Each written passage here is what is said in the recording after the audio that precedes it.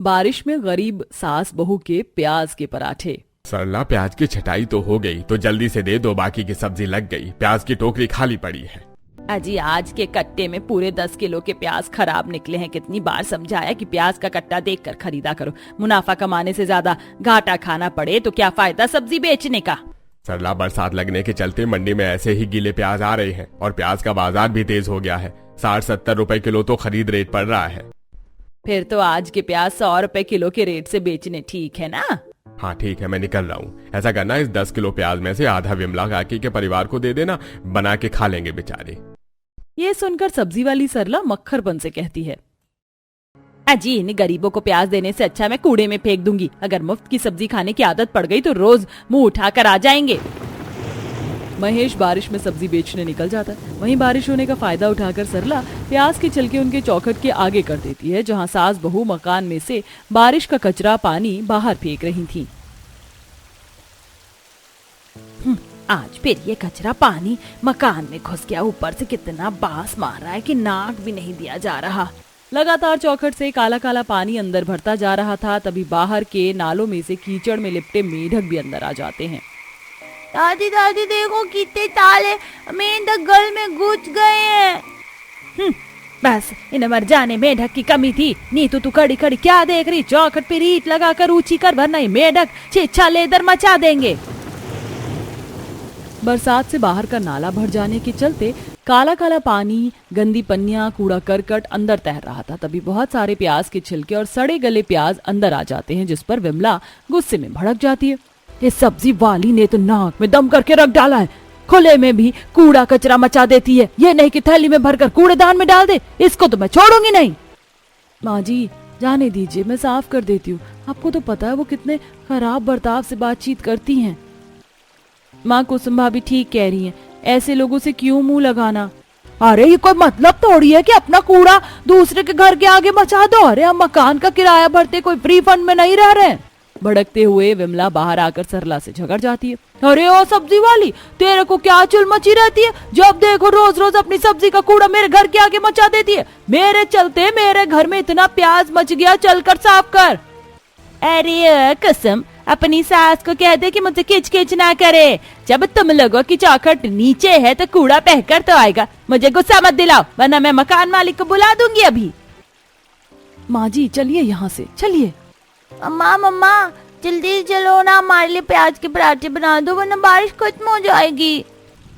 हाँ हाँ चलो बच्चों, अभी मैं तुम दोनों के लिए मक्खन मार के प्याज के पराठे बनाती हूँ। आए बड़े मुझसे पंगा लेंगे, 2 कौड़ी की नमक रोटी खाने वाले। सरला खुद के अच्छा खाने पर ऐठते हुए विमला को ताना कसते हुए किसी तरह कुसुम घर में ले आती है। वहीं दूसरी तरफ रोजी रोटी कमाने के लिए ससुर पति देवर लेबर चौक पर खड़े थे। अरे ये बारिश तो छूटने का नाम नहीं ले रही है। दिवाकर बेटा, यहाँ पर खड़े रहकर बेफिजूल में समय खराब करने से फायदा नहीं है। ज्यादा देर बारिश में भीगेंगे तो बीमार पड़ जाएंगे।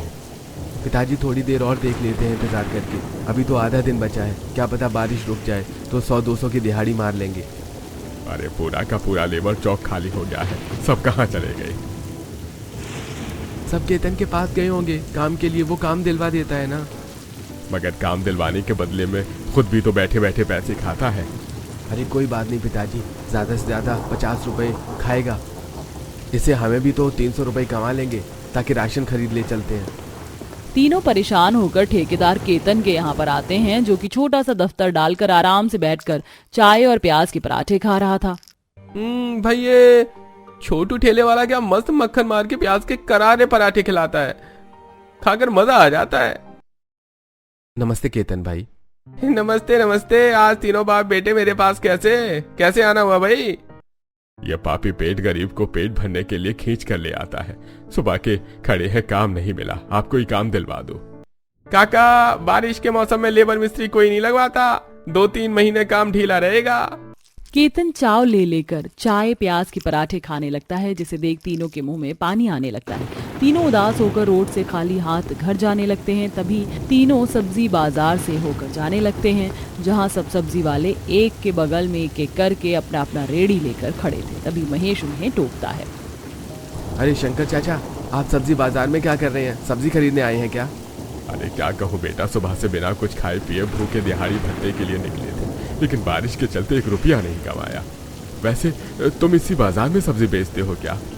जी चाचा, इस बाजार के पास में अमीरों की कोठियाँ है ना, तो सब्जियों के रेट देने में आनाकानी नहीं करते। महंगी रेट पर भी सब्जी खरीद लेते हैं, चिक चिक नहीं करते। अच्छा सही है, बाजार भी काफी चलता फिरता है। तो महेश भाई, हमारे लिए कोई काम हो तो बताना। 2-3 महीने दिहाड़ी का काम बंद हो गया, मगर परिवार का पेट तो किसी तरह भरवाना है ना। अरे सो तो है भाई, पेट को तो रोटी चाहिए। ऐसा कीजिएगा, कल सुबह आप तीनों मेरे साथ सब्जी मंडी चल लीजिएगा। मैं आपकी वहाँ व्यापारी से बात करवा दूंगा। भत्तेरे पल्लेदार आलू प्याज की बोरियां उतार कर दिन के 200-300 रुपए आराम से कमा लेते हैं। भगवान तुम्हारा कारोबार को आबाद रखे, कल हमारी बात करवा देना। अच्छा अब हम चलते हैं। महेश के बाद से तीनों को थोड़ा सा संतोष होता है और तीनों घर आ जाते हैं, जहाँ बारिश के चलते छत जगह जगह से चू रही थी। कुसुम एक तरफ की सूखे दीवार से सटाकर चूल्हा जोड़कर रोटी बना रही थी। परात में थोड़ा आटा गुथा पड़ा था। माँ, तुमने मेरा वाला पराठा बना दिया तो प्लेट में डाल दो ना, भूख के मारे मेरे पेट में चूहे दौड़ रहे हैं। राजा बेटा थोड़ा सब्र रख ले, बना रही हूँ। चूल्हा सुलगे तब तो बनाऊं रोटी, और मैं पराठा नहीं बना रही हूँ, रोटी बना रही हूँ। नमक तेल रोटी खा लेना। नमक तेल से सूखी रोटी खाने के लिए बोलने पर दोनों बच्चे गुस्सा दिखाने लगते हैं। मुझको नहीं खानी है सूखी सी रोटी, एक तो तुमने साथ में सब्जी भी नहीं बनाई। अगर तुम पराठा नहीं बनाओगी तो मैं नहीं खाऊंगा। ठीक है, नहीं खाना तो मत खा, भूखे रहे। बहुत नखरे चढ़ गए हैं तुझको। रुचि, तुझको रोटी खानी है, तुझे भी नखरे दिखाने हैं। मम्मी प्लीज हम दोनों के थोड़ा सा नमक तेल डालकर पराठा बना दो ना, सूखी रोटी गले में अटकती है। Please mummy. अपने गरीब पोते पोती को एक सादा पराठा खाने के लिए ललकते विमला से देखा नहीं जाता।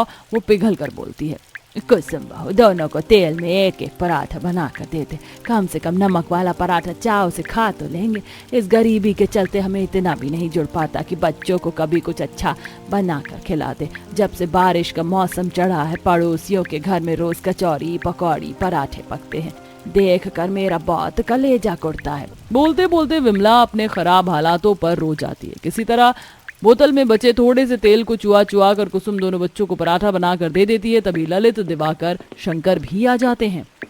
माँ, पिताजी और दोनों भैया भी आ गए हैं।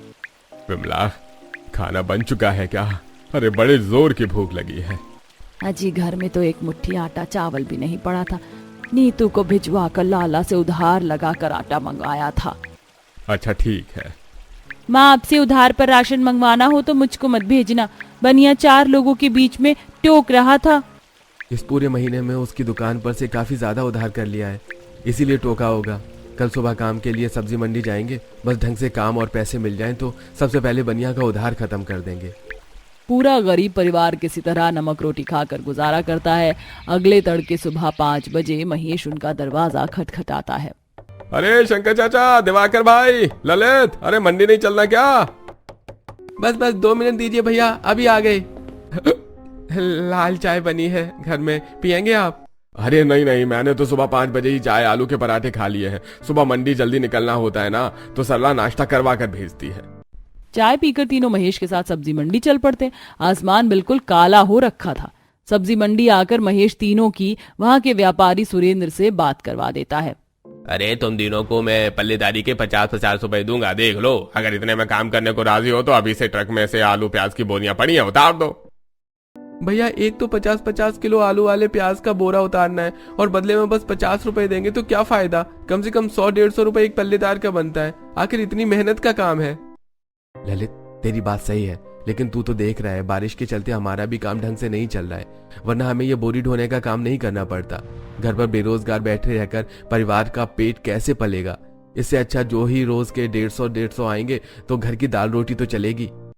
जहां बारिश के मौसम में एक तरफ अमीर अपने घरों में शाही पकवान खाते हैं, वहीं गरीब को जीने खाने के लिए बहुत कष्टों से गुजरना पड़ता है। वहीं इस मौसम में प्रश्न बेरोजगारी के चलते एक गरीब दूसरे गरीब के पेट पर लात मारकर उसके आगे की रोटी छीन कर खाने को तैयार बैठे रहते। ये तीनों अब बारिश में ट्रक में से बोरी उतार कर तिरपाल की दुकान के अंदर रखते जाते हैं। वहीं मंडी के अंदर काफी सारे प्याज किसी कूड़े की तरह फेंक रखे थे कि कुछ देर बाद सेठ, हमने पूरा ट्रक खाली कर दिया है, हमारी दिहाड़ी दे दो। हाँ, ये लो तुम्हारे 150 रुपए। अरे मुन्ना, तूने भी क्या इन खराब प्याजों को ऐसे फेंक दिया? देख कितनी मक्खी भिन भिन आ रही है। ऐसे तो ग्राहक भी नहीं आएंगे सौदा खरीदने के लिए। अरे चाचा काहे इतना किलकिल कर रहे हो, ठहरो अभी उठवा देता हूँ। अरे ओ भाई इधर तो आ। जी मैं? हाँ हाँ, अरे हाँ तू ही आ। ये पन्नी ले आओ, सारे प्याज भर दे, 20 रुपए दूंगा। 20 रुपए ज्यादा कमाने के लालच में ललित मंडी के अंदर बिखरे उन खराब प्याजों को चुनकर पन्नी में डाल देता है। बदले में व्यापारी 20 रुपए देते हुए कहता है, ऐसा करना, जाते टाइम इस प्याज को कूड़ेदान में डाल देना, ये पैसे। जी शुक्रिया सेठ। तीनों 150 रुपए दिहाड़ी और उन खराब प्याज को लेकर घर चल देते हैं, जहां थोड़ी देर बाद कूड़ेदान दिखता है। पिताजी कूड़ेदान आ गया है, मैं प्याज फेंक कर आता हूँ। अरे ललित, किस लिए प्याज को फेंकेगा? इसमें से काफी सारे सही सही प्याज निकल आएंगे। मंडी में 2-4 हरे कट्टे आलू भी फेंक रखे थे, तो मैंने वो उठाकर रख लिए हैं। आज घर पर आलू प्याज की भुजिया बन जाएगी। वैसे भी सब्जी से रोटी खाए जमाना गुजर गया। ऐसा कहते हुए नमक रोटी खाकर काटे गए दिनों को सोचकर शंकर की आंखें डबडबा जाती हैं। प्याज लेकर तीनों घर आ जाते हैं, जहां राजा चमचमाती आंखों से बोलता है, अरे वाह, इतने सारे प्याज! पापा तो इतने सारे प्याज लेकर आए हैं। लगता है आज हमारे घर में प्याज के पराठे बनेंगे, आज तो मजा आएगा। अजी इतने सारे प्याज कहाँ मिल गए? प्याज तो 100 रुपए किलो बिक रहा है। माँ मंडी के व्यापारियों ने ऐसे ही कूड़े में फेंक दिए थे, प्याज तो हम ले आए, आप छांट दो। और आज बहू से आलू प्याज की भुजिया रोटी बनवा लेना। ये किलो आटा भी खरीद कर लाए हैं। सब्जी रोटी बनने की बात से दोनों बच्चे शक्ल सुखा लेते हैं। अगर मैं तो प्याज के पराठे खाने का दिल कर रहा है। राजा, प्याज के पराठे नहीं बनेंगे क्योंकि पराठे बनाने में तेल ज्यादा खर्च होता है और रसोई में सब्जी बनाने लायक थोड़ा सा तेल है। मम्मी, मैंने थोड़े से पैसे जमा कर रखे, आप उससे तेल मंगवा लो पर प्लीज, प्याज के पराठे बना दो। रुचि अपने बैग में से जोड़े हुए 20 रुपए लेके आती है और कुसुम को दे देती है। लो माँ, मेरे पास पूरे 20 रुपए। दादी और पापा मुझे चीज ही खाने के लिए पैसे देते थे, मैं उसे खर्च नहीं करती थी, बचा कर रखती थी। ये सुनकर गरीब परिवार वालों का कलेजा फटने को आ जाता है। ललित आंसुओं से भर के कहता है, मेरे प्यारे भतीजे भतीजी को पराठे खाने हैं तो आज घर में पराठे जरूर बनेंगे। मेरे पास भी 20 रुपए हैं, मैं लाला के पास से थोड़ा खुला रिफाइंड खरीद कर लाता हूँ।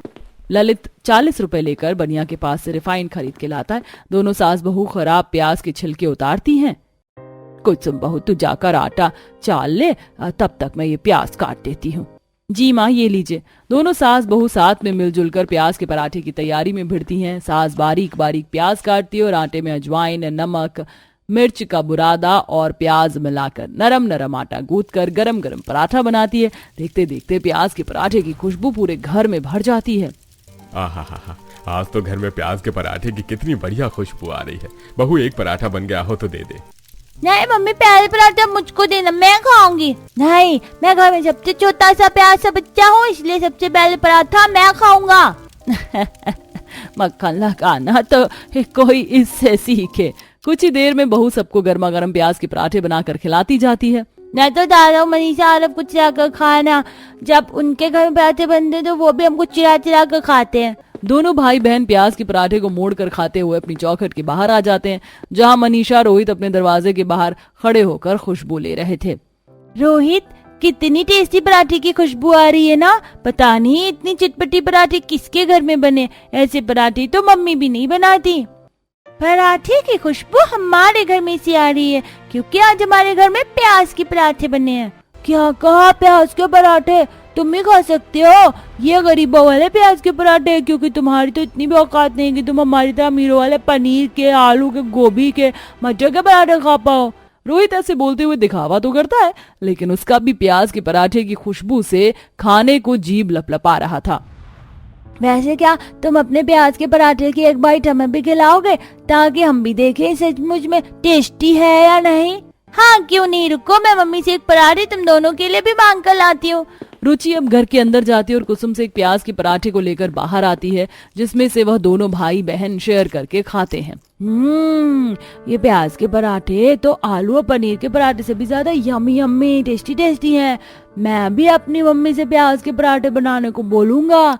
तभी घमंडी सरला बाहर आ जाती है और दोनों को प्याज के पराठे खाते देखकर पिनक जाती है। तुम दोनों ये क्या सड़े प्याज के पराठे खा रहे हो? अभी के अभी फेंको इसे। मम्मा, प्याज के पराठे बहुत टेस्टी है, खाने दो ना। मैंने कहा ना, अभी के अभी फेंको। मैं तुम दोनों को पनीर के चटपटे पराठे बनाकर खिलाऊंगी, एकदम स्पेशल स्पेशल। सरला के डर के मारे दोनों पराठे फेंक देते हैं, जिसे विमला देख लेती है। पता नहीं सब्जी वाले की बीवी को कितना घमंड चढ़ गया है। पति सब्जी बेचकर अच्छे नोट छाप रहा है, इसलिए शान में रहने लगी। खबरदार, जो आज के बाद तुम दोनों मुझे इसके बच्चों के साथ खेलते दिखाई दिए। किस तरह से अन्न का अनादर करके चली गई। ऐसे ही समय बीतता है। बारिश में रोज तीनों सब्जी में भारी बोरियां उतारते, जिससे शंकर की रीढ़ की हड्डी में बहुत दर्द होने लगता है। जिसे एक दिन बोरी उतारते वक्त उसे टमाटर का कट्टा गिर जाता है और टमाटर दबकर फूट जाता है। देखो जरा, इस नमक हराम ने मेरे कितने महंगे टमाटर खराब कर दिए। अब इसकी भरपाई कौन करेगा? सेठ, मैंने जानबूझकर नहीं किया। बारिश से मंडी में कितना कीचड़ हो रखा है, पैर फिसल गया।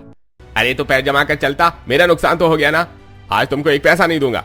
निकलो, फूटो, चलो यहाँ से। वैसे भी कम से कम पैसे में भी लेबर वाले बोरी उतारने को राजी हैं। एक बार फिर से तीनों बेरोजगार हो जाते हैं और मंडी में फेंके हुए प्याज को उठाकर घर लाते हैं और पूरी बात बताते हैं। अभी अभी तो घर के हालात थोड़े से ढंग के होने शुरू हुए थे और फिर से काम छूट गया। घर कैसे चलेगा?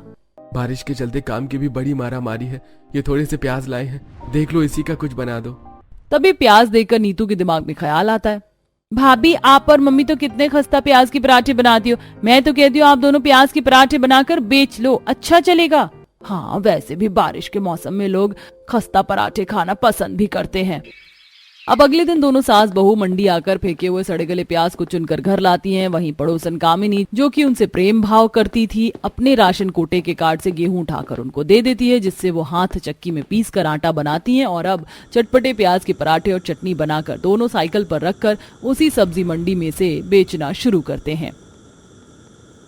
गरम खस्ता प्याज के पराठे बोलो भैया, 30 के 2 चटनी के साथ। खस्ता प्याज पराठे की खुशबू से व्यापारी मुन्ना इनसे खरीदता है। हा, खुशबू तो बहुत बढ़िया आ रही है भाई। तुम्हारे प्याज के पराठे में से ऐसा करो, 2 चटपटे खस्ता पराठे खिला दो। वैसे पराठे गर्म तो होंगे ना? जी जी, बिल्कुल गर्मा गर्म भाप निकलते पराठे मिलेंगे भैया, तो बिल्कुल चिंता मत कीजिए। मिठास भरी बोलचाल रखते हुए बहू गर्मा गर्म प्याज के पराठे चटनी के साथ व्यापारी को दे देती है। तभी बाकी के व्यापारी भी खरीदते हैं, जिससे दोनों गरीब सास बहू के प्याज के पराठे की सब्जी मंडी में ही अच्छी बिक्री हो जाती है। क्या बात है, पराठे तो बहुत ही करारा बढ़िया बनाया है। बस साथ में कड़क चाय मिल जाती तो बारिश में मजा आ जाता।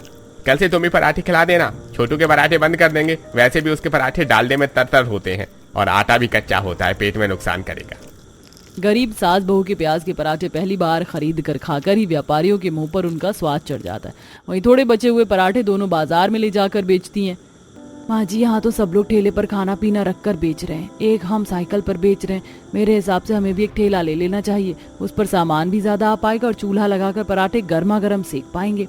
बहू, तूने तो मेरे मुंह की बात छीन ली। वैसे भी बरसात का मौसम है, ग्राहक गर्मा गर्म पराठे ही खाने के लिए खोजेंगे। घर आकर दोनों सास बहू किराए की रेड़ी के लिए बात करती हैं। 1-2 दिन में दिवाकर रेड़ी का जुगाड़ करके ले आता है, जिससे अब दोनों सास बहू बाजार में ही प्याज के पराठे की रेड़ी शुरू कर लेती हैं और वहीं ग्राहकों के बैठकर खाने के लिए तिरपाल भी लगा लेते हैं। दोनों के चटपटे प्याज के पराठे का स्वाद इतना अच्छा होता है कि थोड़े दिनों में अच्छे ग्राहक जम जाते हैं और दोनों सास बहू बारिश में पराठे बेचकर परिवार का खर्चा निकालने के साथ पैसे भी जोड़ने लगती हैं।